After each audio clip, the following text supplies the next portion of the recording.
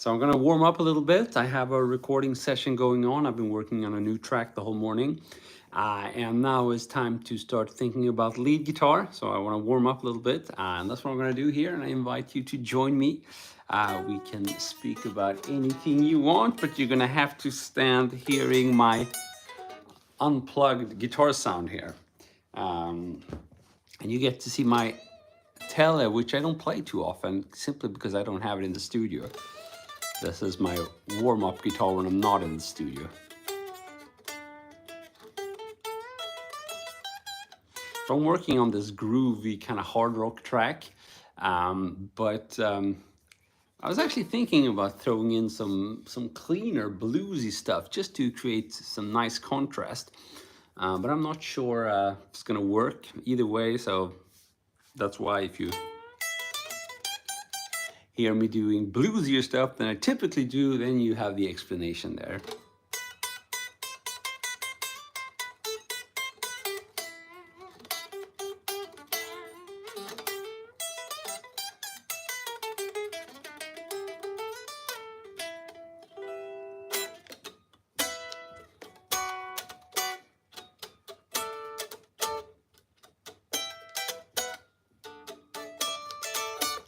Oh, that always sounds like Michael Jackson.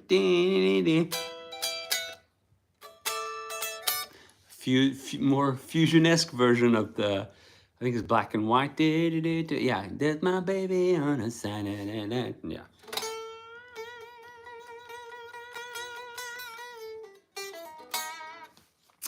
I like having my my blues licks.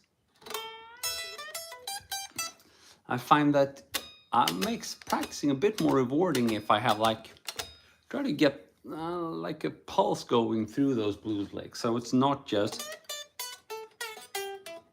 you know, you can do like,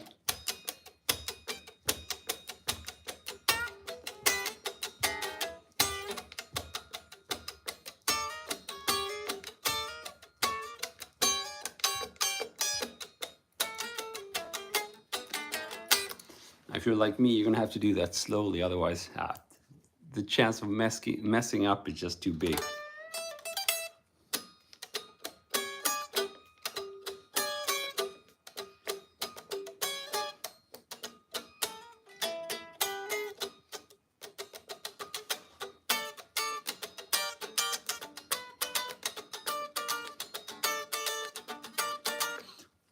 I'm actually just doing pentatonics here, but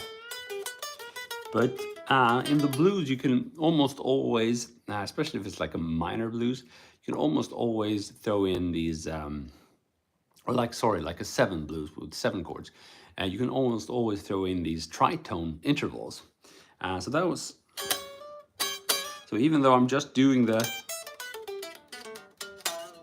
kind of classic pentatonic, you know, your first box there, I'm still doing these outside notes.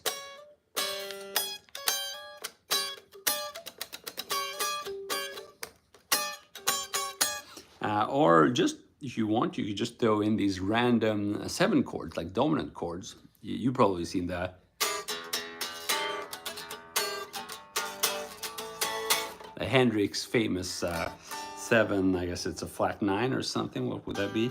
No, it's a minor third added to the 7 chord. Or would that be 9, 11... like a raised 9, I guess you could call it. So anyhow, you can throw these 7 chords in. Let's see if we can do that. Just see, yeah.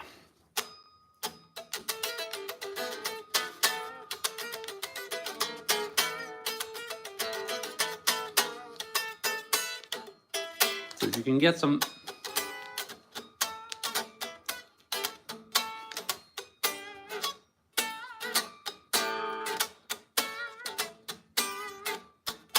groove going with your pentatonics there.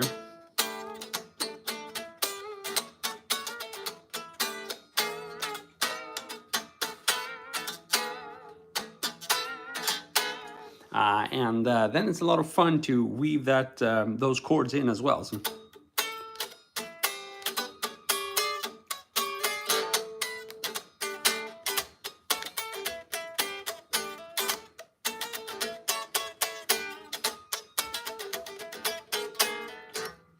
Vänta.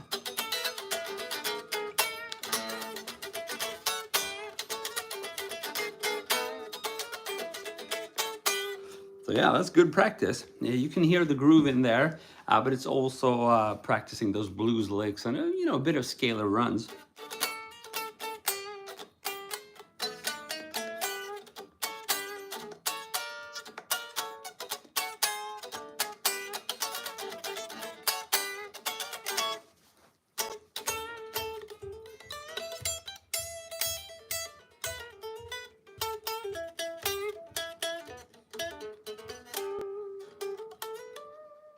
Of course, sometimes it's nice to just do your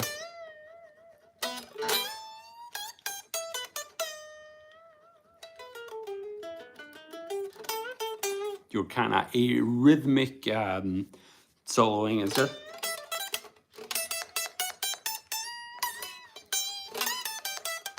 And here it's more like focusing on, bending and kind of squeezing some juice out of the notes.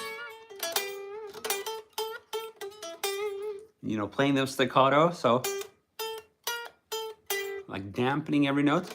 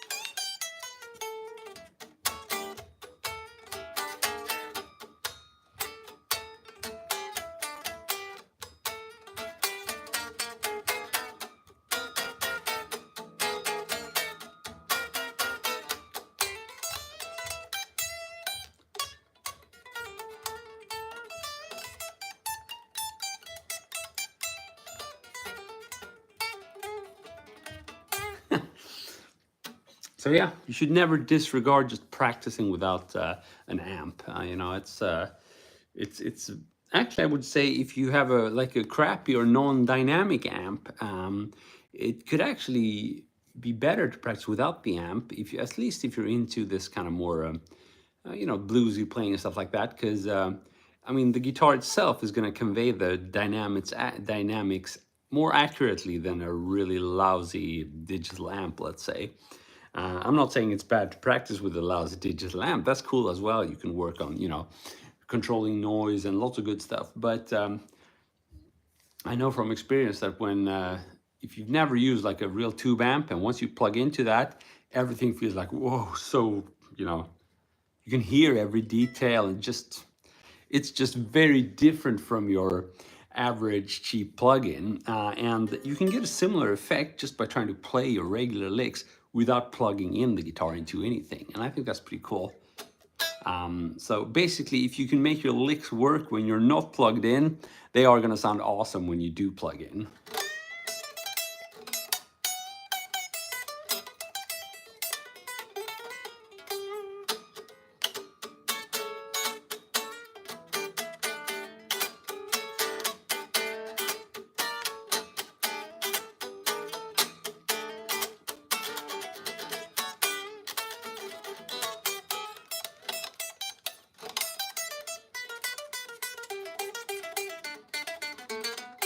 So that's an example of that. I really have to hit the strings hard to get that kind of sound here. So that's really like a pushed unplugged guitar. All the amplification here is coming from how loud I hit those strings. And that requires a very different technique than, let's say, playing legato with a high gain sound. And it's all good stuff. I like practicing all of that because they give you different timbres and different sounds, so that's cool. Hussein, I actually don't have an amp here. Cool request. I don't have an amp. The difference is big, trust me. What you can do is, of course, check out any of my other videos, and you're you're gonna get the plugged in sound. But I do think that a Telecaster really is a nice instrument to, play unplugged as well. It's especially, the brass parts of the bridge here is really giving you extra tone mojo, I would say.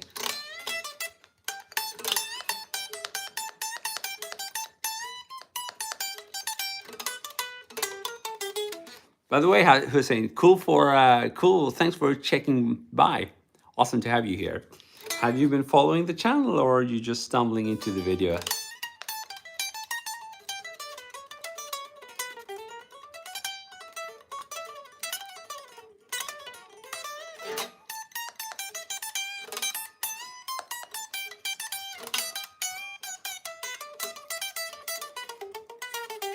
Oh, you're new here. Awesome. Well, then welcome. Great to have you. Then I can also understand why you wonder how it sounds when I'm plugged in. So I'm not playing in the studio now, which is why I don't have an amp here. But if you check out my other videos, those are mostly recorded in the studio, so you can hear how they sound unplugged. Or, sorry, plugged in. A lot of times I will do like high gain stuff when I'm plugged in, but as I was just saying, that kind of thing is hard to do when you're not plugged in. So it really forces you to practice your dynamics and a different kind of playing there.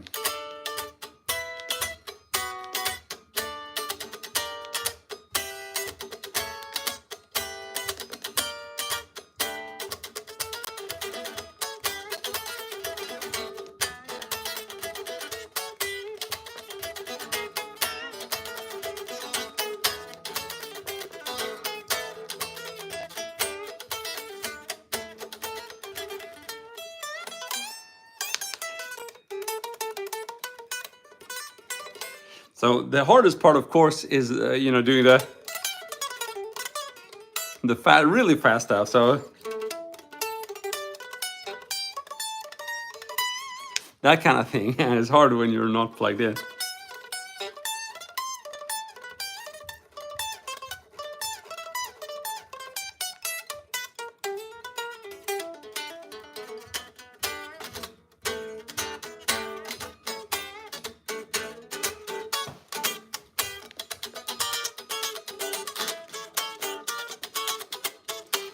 Denison, thanks for stepping by, and thanks for the question. How many years have I been playing? Close to 30 now, I would say. It's crazy much. So yeah, 20, 25 maybe. I lost count, There were times when I didn't practice and play at all, so I don't really know how to count that. And also, my first years playing were not really committed. I was like a totally different, because I was just going to like the local music school, and I was giving these fairly boring like classical guitar things, and I only bothered practicing like 1 day per week. So then I grew a bit older, and I just started discovering rock and electric guitar, and that's really when I should start counting. So if I count from there, it's more like 20 years, I would say. Hard to tell. In the end, it's not really how many years you practice, it's how devoted you've been playing, the time you've had at your disposal. And that's why you can sometimes, I've had many students throughout the years, and sometimes you just stumble upon this dude or dudette who just learns at an incredible pace. And I'm not a big believer of, natural talent and that kind of stuff. Instead, I could tell that the ones who progressed like that, they were just totally focused, and they kind of, when they sat down and played, their mind kind of disappeared into the guitar. They became the guitar and just totally played and feeling every note. So if you compare that to just, practicing in front of the TV and not really caring about what you're doing, of course you're gonna progress at a different pace. Yeah, we got my man Scott here. Awesome, man. Good to have you. Scott is a really cool jammer over Facebook, so I tend to stumble upon his bluesy jams. I love him. Which guitarist did you admire the most? Whew. Well, I had so many influences, but I rediscovered an influence of mine, which is Blues Saraceno. Not a very big name, but I think he has a really cool, groovy kind of high gain style. But you know, my heroes were like Marty Friedman, Alan Holdsworth, Eric Johnson, Stevie Ray Vaughan, Tony McAlpine, a lot of the shrapnel dudes like Yngwie and Greg Howe and Michael Lee Firkins. Not huge influence, but that's just a name that really stood out to me in the shrapnel brand. So yeah, but just tons of more guitarists, right? But I was never, the reason I can say so many names was because I was never the kind of student who would choose like one or two guitarists and just learn everything by them. And that's a very common, at least for the ones in my generation who became good guitarists. They're like, either they're like a Vai dude and then they've, you know, learned like 50 different Steve Vai songs and solos, or they're like Yngwie inspired and they know all these Yngwie tracks. I never did that. I got like the REH videos from Yngwie and I learned a few licks and tried to emulate the sound, but then I moved on. I never had the patience to just learn like the whole repertoire. I think probably the one I learned the most note for note was Marty Friedman, and I probably learned like a whole bunch of solos from his Scenes album. I didn't even learn full tracks, but a few solos, and then a little bit of his Megadeth stuff. Aha, Benson, waiting to hear your full distortion songs. You can check out my channel, you got them there. It would be an honor for me if you wanted to check them out. Mike Varney knew how to pick them, for sure, yeah, for sure. He did find a lot of good people there. Paul Gilbert.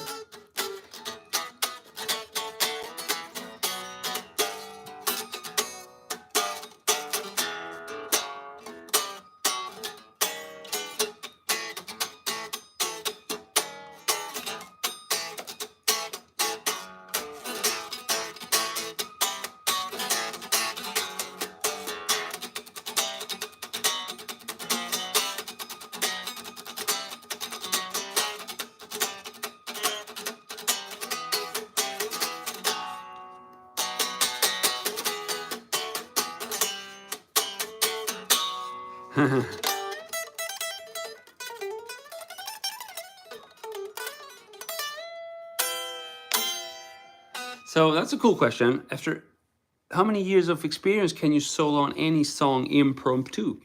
Well, some people never learn it, right? And that's hasn't really got to do with the amount of years, but again, the focus.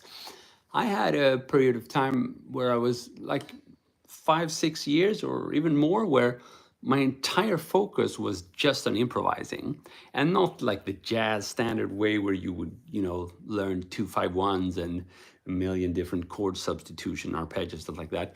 Just not deciding before what to play and just being spontaneous. So I would not have any specific set of exercises. I would just try to find a cool backing track, and then I would practice over that. Either just if I were inspired, trying to come up with a solo on the fly, you know, whatever. Or if I weren't inspired to like come up with a solo on the fly, I would just grab my whatever exercise I was working on and play it over that backing track. So I would have to adapt those exercises a little bit to fit the backing track. And that was the whole point. I was constantly practicing improvisation in some shape or form. So I would say, yeah, a few years, and I'm somewhat able to improvise over like most standard pop and rock songs. But whether it sounds good or not is always going to be a matter of taste. So maybe I can't even do it yet, you know. So it's a hard question to answer, but I would say a few years of focused practicing where you're jamming a lot can definitely be enough. That would be my reply.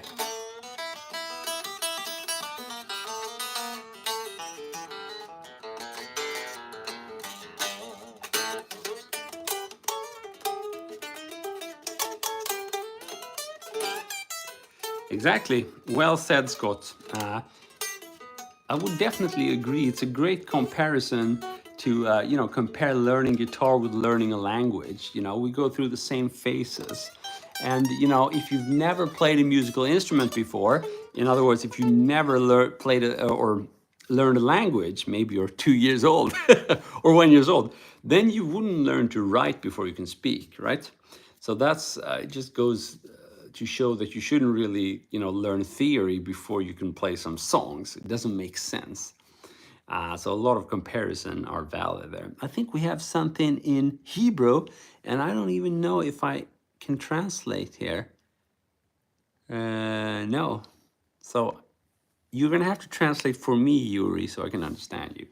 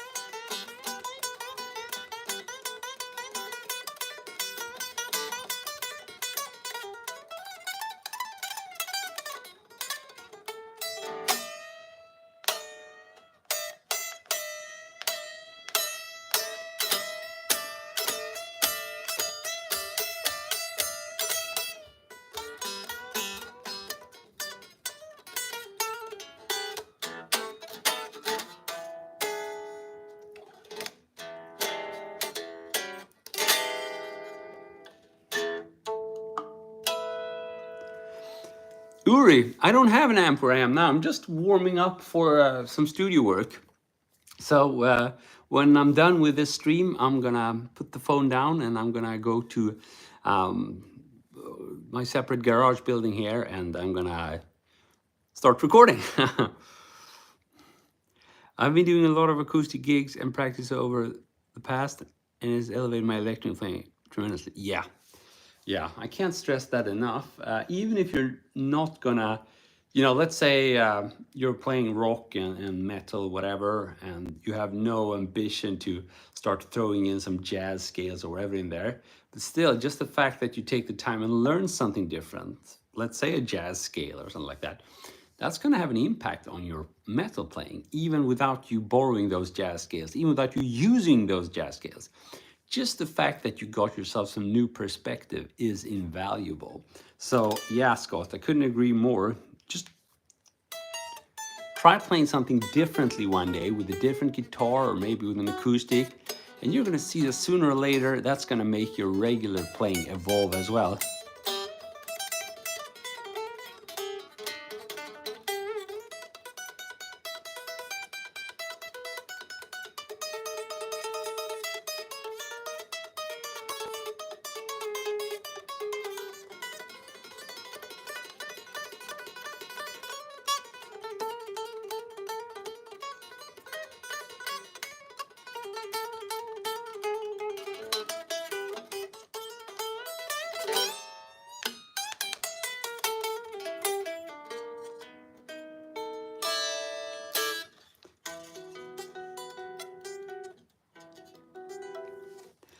You play the drums for any gigs? No, I've never. I'm a really crappy drummer. I'm really bad at just, rhythm has always been my weakest part. And it's still what I'm struggling most with.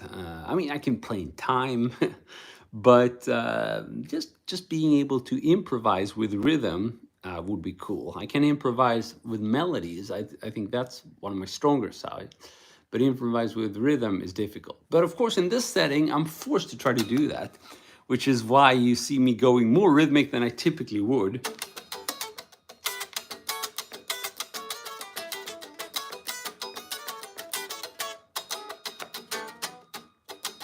You see, I messed up.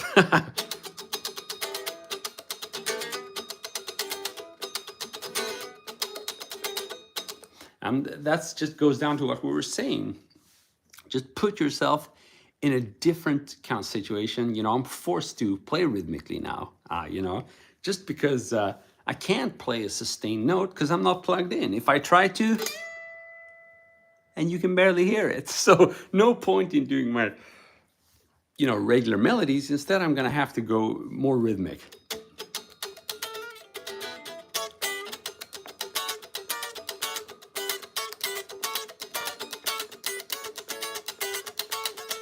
Cool, Scott. Yeah, I can imagine. Yeah, I see a lot of similarities when I've seen you jam.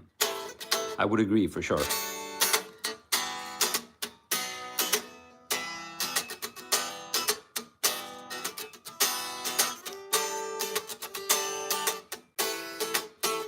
here's another thing. Usually with the sounds I'm going for with the electric guitar, just playing this kind of chord, strumming it hard doesn't sound very good. But this guitar, which doesn't have like extreme low action, it works very well.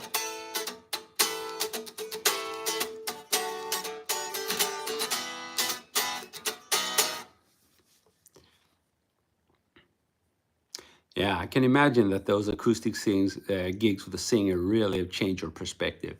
It's weird how we don't realize that there are new perspectives we could adapt until we force ourselves to do it. And there are many more than the ones we're currently doing. So that's why just go out there and expose yourself to something new certainly helps. So just do it, even if it feels difficult. Take that gig and try some new band and new settings, some new style. It's gonna make you evolve for sure.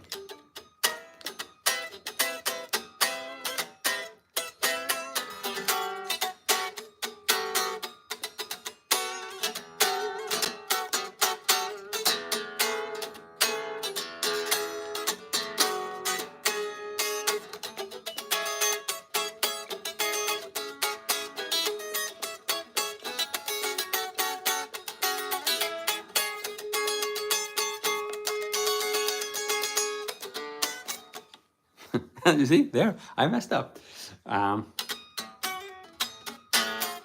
It's just when you're playing, when you try to play in a way that kind of carries the rhythm very obviously as well, which is what I'm doing now. I'm really emphasizing those, whatever they are, 16th notes, and just trying to really get some pulse going. There's much less room for mistakes, If I have the backing track doing that for me, I can just stop playing and it's gonna sound cool. In fact, it's actually advisable to stop playing so, to let the whole thing breathe. But if I have a rhythm going on here and I feel that I'm about to mess up, I can't just stop playing. That's why, this in a way is exactly what we're speaking about. I'm putting myself in a kind of situation that is awkward to me. And it forces me to find new solutions on the fly. And, I'm going to mess up. And then I realize that, hey, I need to work on that. Or, hey, I need to find a different way to get out of that, specific style of jamming.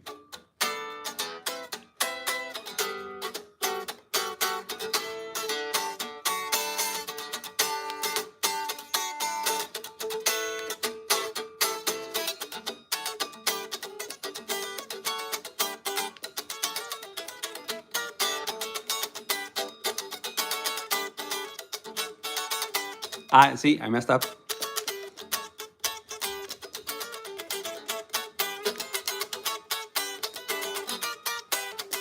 So I'm just like thinking pentatonics here, but I'm flattening, playing a lot of strings. So instead of doing I would. So I'm just flattening your fingers and play 2 or 3 notes at a time, so double stops or even triple stops.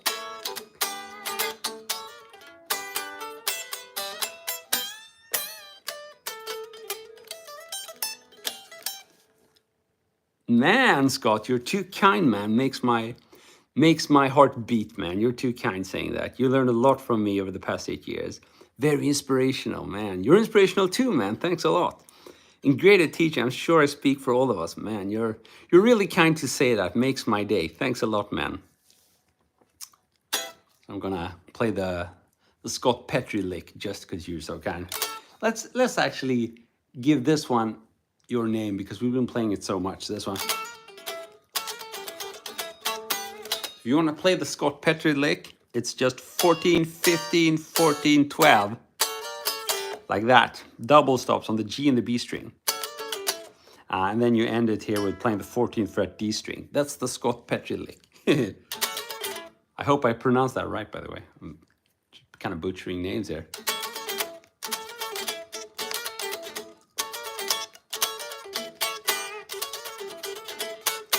So that's the Scott lick.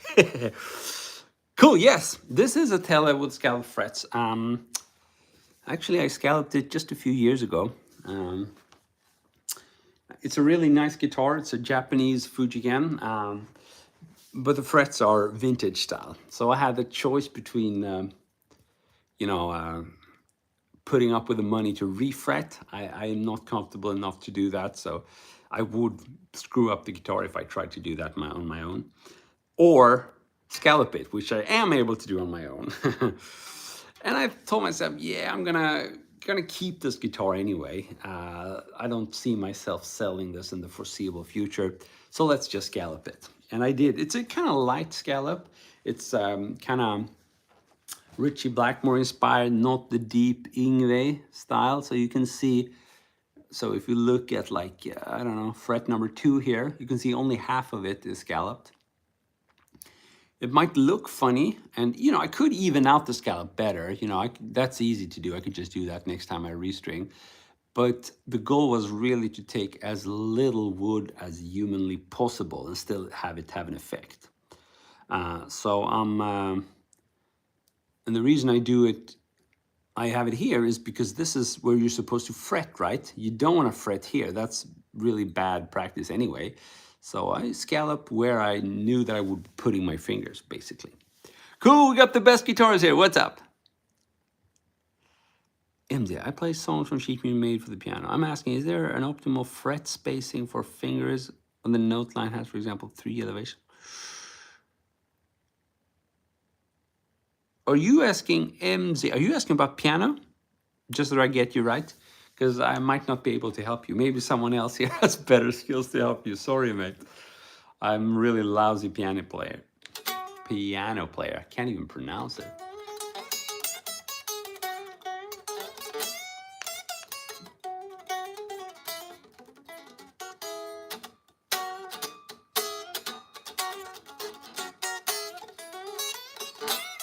Okay, so made for piano. Is there an optimal fret spacing for fingerings on the note line? What do you mean 3 elevations? I don't understand what that means, actually. Sorry, mate. For being thick. Optimal fret spacing. Cool, the best guitarist is a pianist. That's good. Maybe you understand the question better.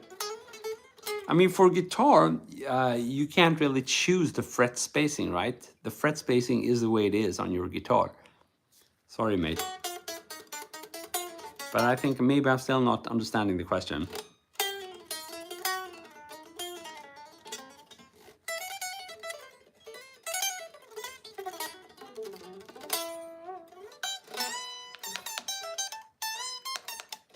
Whoops.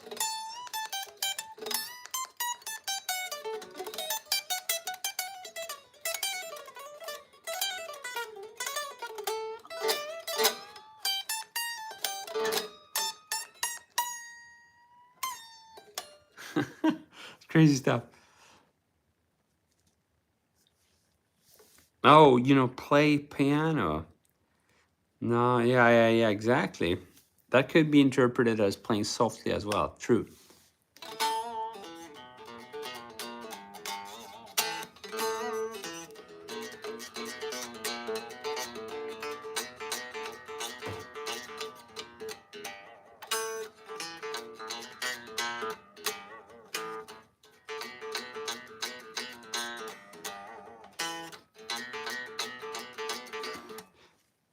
When you play part with free strings, the song sounds strange. In position 5, the song comes from too low.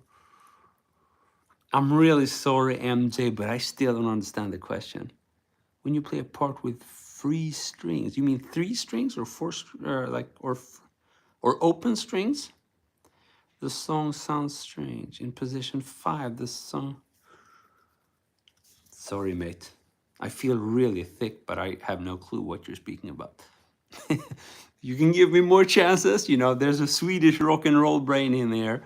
That's probably why I don't get the question. So feel free to shoot again. It could be that I'm getting tired as well, so I'm going to take a break soon, but can give it one final shot. It's okay. So my fight and pain continues. Oh, poor MD. I'm really not able to help you. When you play free sounds, yeah.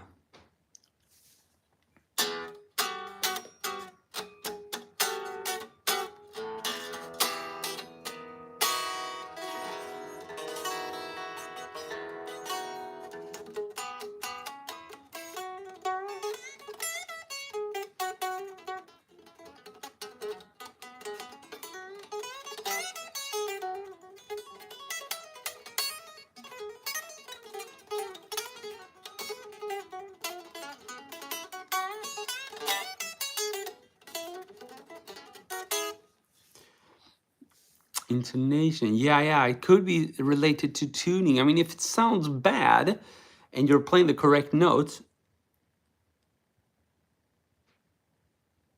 so yeah, it could be what Scott is saying. Maybe you just need to bring the guitar to a luthier. Well, always start by changing your strings if you haven't done that for a long time. It still sounds bad after that, then maybe, you know, take your guitar to luthier just to make sure it's set up correctly. So the skeleton, what's up? Do you have any advice on how to stay relaxed while speeding up alternate picking? Good one, good one. This is actually a little bit hard to show here. I'm not plugged in. And, you know, whatever I do alternate picking wise when I'm not plugged in is going to be very aggressive and very non-relaxed.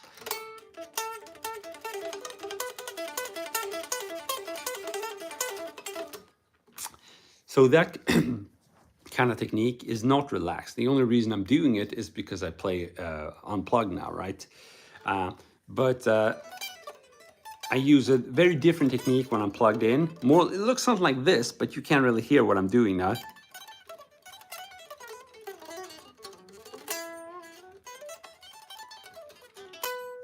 And that's a relaxed technique that works very well when you're plugged in. Exactly, Scott, if the problem is intonation. If it's intonation, then it's easy to fix, but it could be, since we don't quite understand the issue, it could be a whole lots of different things. So that's why you might need to bring it to someone who can actually look at it. So how do you stay relaxed while speeding up alternate picking? So I'm not sure where you're tensing up. If you're tensing up in the right hand, it depends. I mean, if you play strictly on alternate picking and you do string crossing, then it's almost impossible not to tense up. But if you're happy to play with economy picking, or even what I like to call pigato, when you combine picking and legato, then you should be able to be very relaxed. Something like this.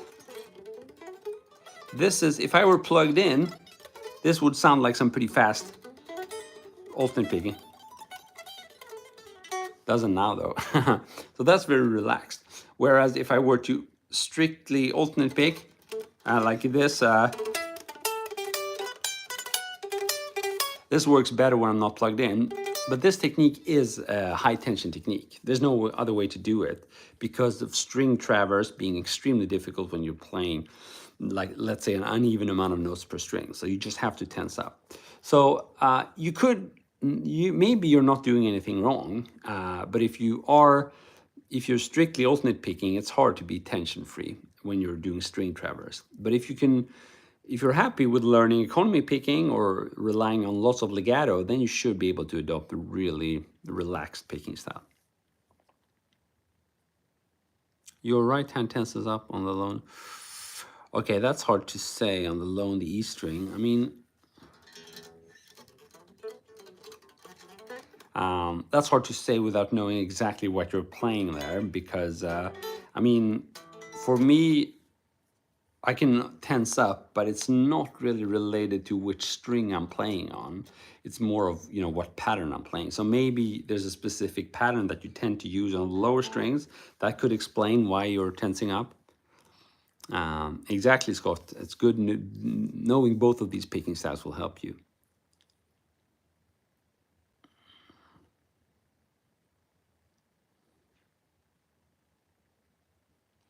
Oh, interesting. So the bass guitar is your seventh fret buzzing issue solved itself just by changing strings. Yeah, that's often the way it goes.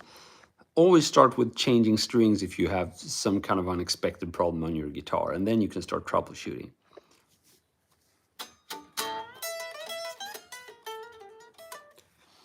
Hey, do I have any lessons on drop chords? No, I don't. I don't really have any much chordal lessons. I have a lot of basic, like, beginner courses, but they don't really deal with drop chords. Well, a few actually, like, but not. I'm not consistently teaching drop chords. I have a course called the Riff Class where I do share some of my, my favorite kind of basic rock chords, and some of them are drop chords. That's all I can. But I don't really have any systematic course. I mean, if you check out the GMC website, we do have lots of that. But those are jazz teachers teaching you that. I don't really know that stuff. Sorry, mate, but thanks for tuning in.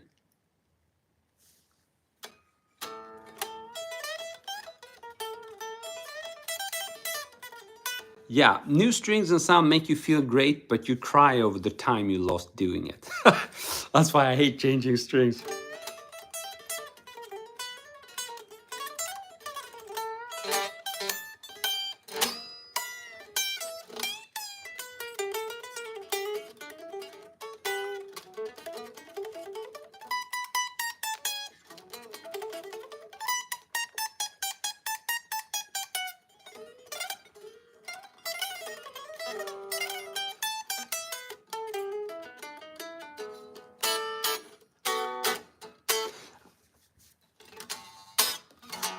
But guitar guy, if you wanna get my insights to some riffing and you're not advanced, then I would recommend my riff class. That's a really cool course because I designed it basically to allow like a beginner student to start playing riffs and just gradually expand on the difficulty level. So you start with something really simple and then gradually you start using more fingers. It's just a cool alternative to boring exercises. Just play a riff. Day number 2, play a riff that's a little bit harder, and that's also where you have these different drop chords.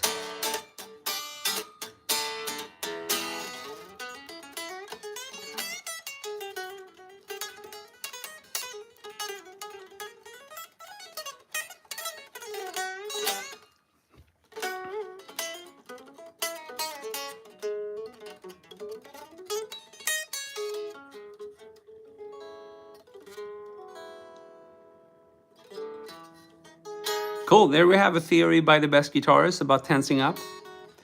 Could definitely be something related to that for sure. These kind of issues are obviously a million times easier to fix if I can see you're playing. That's just the way it goes. So you can always send me a message if you want to with a video of you playing, and I'll be happy to give you a better or more qualified reply, I should say. Alternate picking is the most complex thing on the guitar. I agree. Every guitarist uses different technique and it's difficult to find the optimal way to play. Exactly. Alternate picking is extremely difficult. I also agree that it's probably the most difficult technique because you need to sync both hands. Hi, Chris. I always play in practice without amp because house and neighbors, but when I do, I feel very strange with distortion. How can I drive it better? Oh, so you mean you practice like I do now, and then it feels weird when you play with distortion. And that's perfectly normal, actually. You really have to practice with distortion if you want to be comfortable with distortion. So maybe my advice is a bit boring here, but try to find a setup that allows you to play with distortion. Maybe headphones can be good. It's just a vastly different technique. Of course, if you want to go from this to like Stevie Ray Vaughan amount of distortion, that might actually work. But if we're speaking going from that kind of thing to Joe Satriani style distortion, or that's going to be hard. You can't do that. You really have to practice with distortion. Generally, when you practice with distortion, you get better at muting the unwanted strings. But if you're more of like but if you're looking to get better at dynamics and just squeezing juice out of those notes, then playing with a clean tone or even unplugged is really helpful. Oh, interesting. Pick depth, yeah. I've got one guitar with 12 on it and tuned down a whole step. Sounds like a baritone. Cool. Change to overdrive. It's better than distortion. Yeah, I would say they're all different kind of thing. Best guitar. Do I know Mary? You mean Marty? I love Marty. Mary, I'm not so sure. Mary had a little lamb, maybe. Javier, sorry I wasn't able to help you better, but it's kind of thing I keep repeating, to my students. If you want to play with distortion, practice with distortion. There's no other way to do it. Simply because some of the things you got to learn are so subtle, they're extremely hard to teach. It's related to micro movements and stuff like that. You just have to do it and gradually your fingers or hands are going to learn to find the, that micro adjustment, few millimeters here and there that makes all the difference. So yeah. Oh, she had a little lamb. I don't know. Isn't it something like that? No, I don't know it.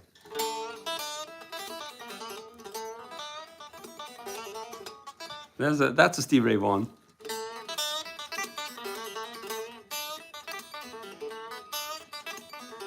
I don't know. I'm really bad with it.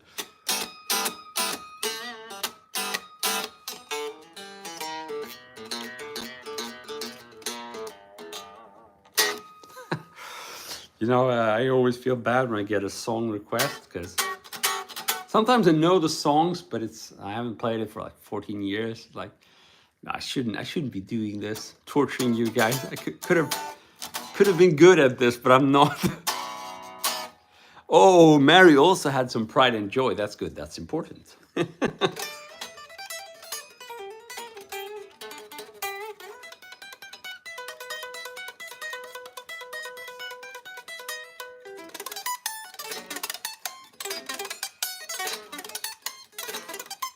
So apparently you can do some sweeping when you're unplugged as well.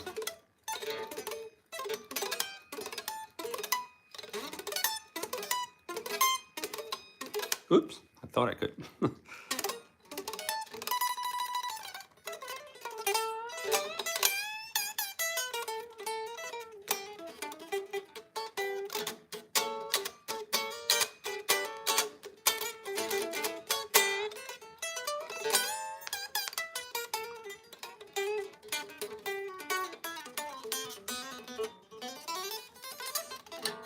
Do, do, do, do, do.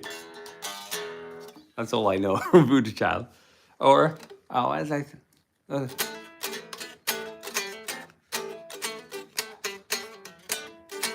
isn't that some?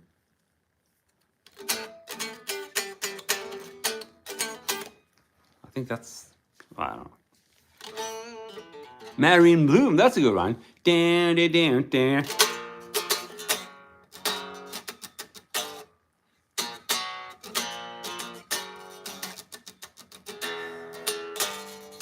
I think I need to tune.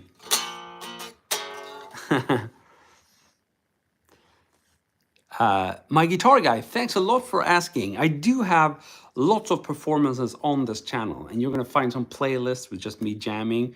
I don't know if it's 100 videos, not quite, but almost. I recorded a lot of stuff throughout the years. You can also find my tracks there. So thanks a lot for asking, man. Means the world to know that somebody cares. No, but seriously, if you want to check that out, it's really an honor. These days, the internet is just overcrowded with so many skilled players. So whenever someone takes the time and check out my stuff, it's a huge honor. It's a privilege to have someone who actually wants to look at that. So do check it out. Would mean the world. You can just go to my YouTube channel and you're gonna find, actually this is the best place to find my old and new stuff. I do post my shorts almost on a daily basis here, but you can also find videos where I goof around that are like 15 or 20 years old, or 2006. Yeah, that's crazy. It's freaking almost 20 years old. I can't believe it.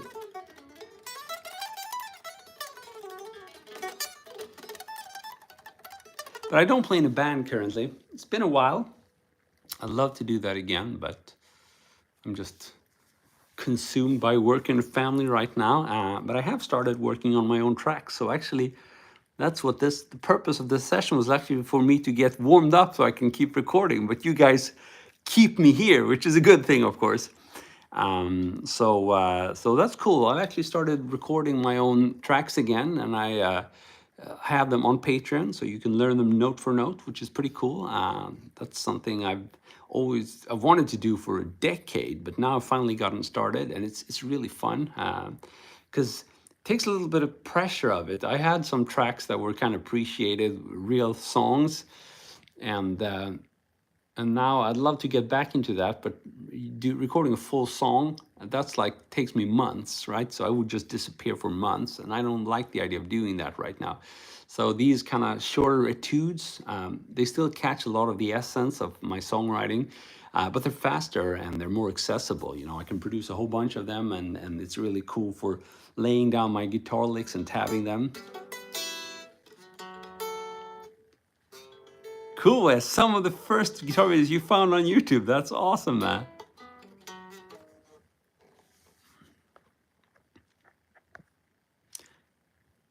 I'm currently playing an acoustic because I'm poor.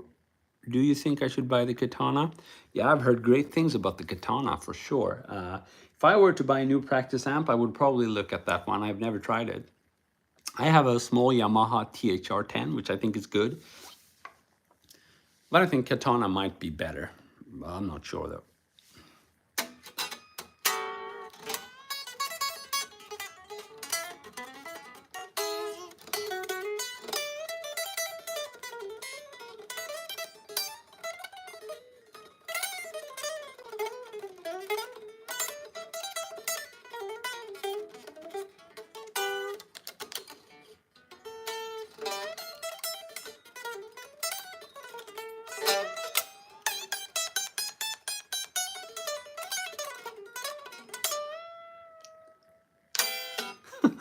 It's cool. You can get a little bit of sustain out of this unplugged guitar. Well, for $400, you should be able to get a great practice amp. I think you can get a good one for. I think you can find one used for $100. I'm pretty sure about that. So don't worry. That's a good budget. I think if you can buy a used amp and you can save some money for your next guitar or something.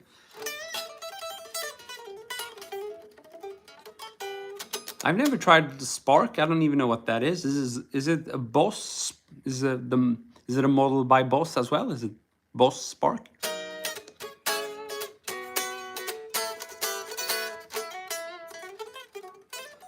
Yeah, I've heard lovely thing about the Black Star as well.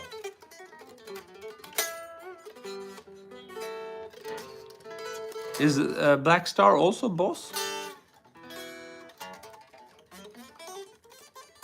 Oh, okay. So maybe the market is different in India. Sorry, mate. I don't know about that.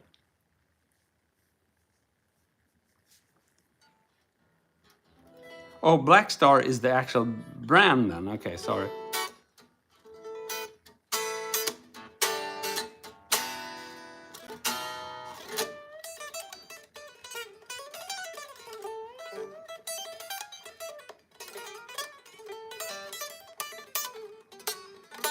So I should, for full transparency, I should probably say what my references are in terms of amps. I just have 3 working or amps that I use.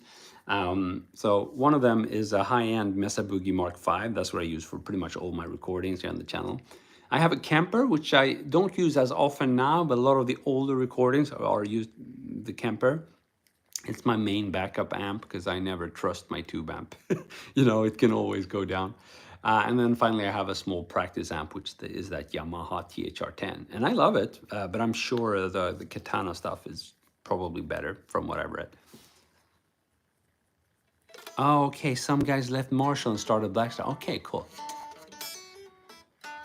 Cool, thanks for enlightening me.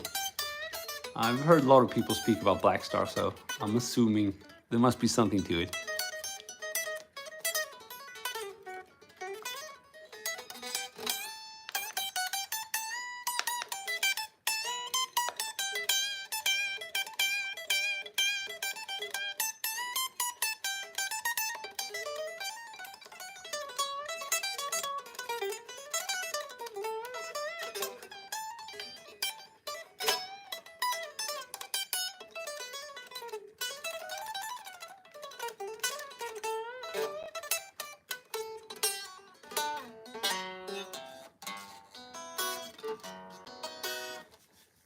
How to string band like a vocals?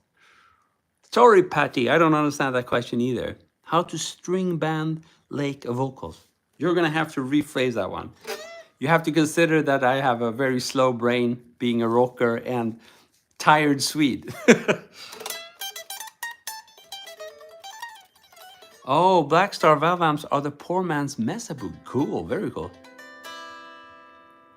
A loner, yeah. A loner. The problem with those tracks is they're all just studio projects. I've never played them live or anything, so I would have to relearn and redo everything. That's a cool idea, though. But as I said, right now I'm in a very good flow where I've started writing again. I started recording, and as I said, I'm basically create these etudes for my Patreon, and it's just a good compromise between quality and delivery. As I was saying with these vocal songs, I mean, a single track could easily take months and months to complete. Whereas these tracks, I think they sound cool, but it's just easier and shorter, and it's just very creative. I love the creative process.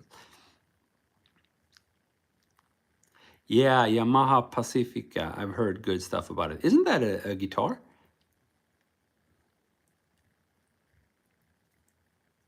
Okay, buy gear to avoid taxes.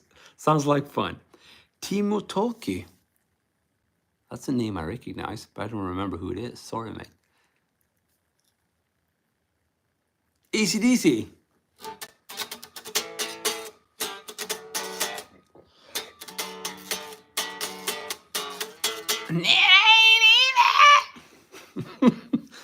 Ah, sorry, man. I think Timo Tolkki is probably a Finnish guitar player, but I don't know more than that. That's just a wild guess. If so, he's practically my neighbor, being in Sweden. So Scott, the Kemper is awesome, but I don't think it's. I mean, if you're used to playing a tube amp, I don't. To me, it doesn't serve the same purpose. I mean, it's certainly good enough to gig with and all that, amazing to record with and amazing to tweak with, and all that's perfect. But not really playing wise. I don't. You know, I use it just plugged into my studio monitors, and that should be fine, I guess. I haven't tried it with one of those Kemper flat frequency response speakers. Maybe it's different with that, but I think there's a little bit of oh, Stradivarius. Okay, sorry, no, I've never listened to them. Sorry, mate. But I just think there's a little bit of delay in the Kemper. It's nothing you hear, so I can't say, oh, I hear the delay, but it just doesn't have the same snappiness to it. Sounds awesome, but it doesn't quite cut it playing wise to me, especially if you really want to work on the subtle stuff. I'm still not completely sold on digital. It's funny. Oh, Kemper floor, yeah, I can imagine. Best guitars, 2 + 2 = 5. Yeah, sometimes, if you want to. If you really want it to be 5, I guess it could be.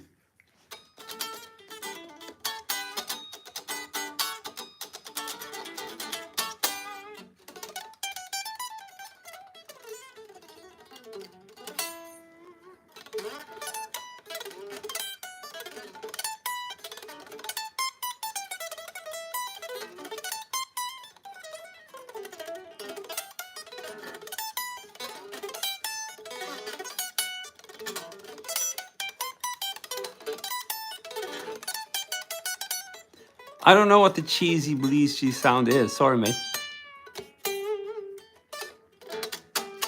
Cool, guys. So I actually have to end this session now so I can get some recording done. That was my original plan. Let's see how that goes. But thanks so much for tuning in. It's been a fantastic session. And so happy to see many of you guys again. I haven't seen you in a long time. Yeah, I hope we'll meet again. I plan to do these more often, but I do them a bit more frequently on Instagram and Facebook. So you might want to keep track of me there as well so we don't miss each other. Cool, guys. So thanks so much for being around. I'll see you soon again. You guys rock. Cheers.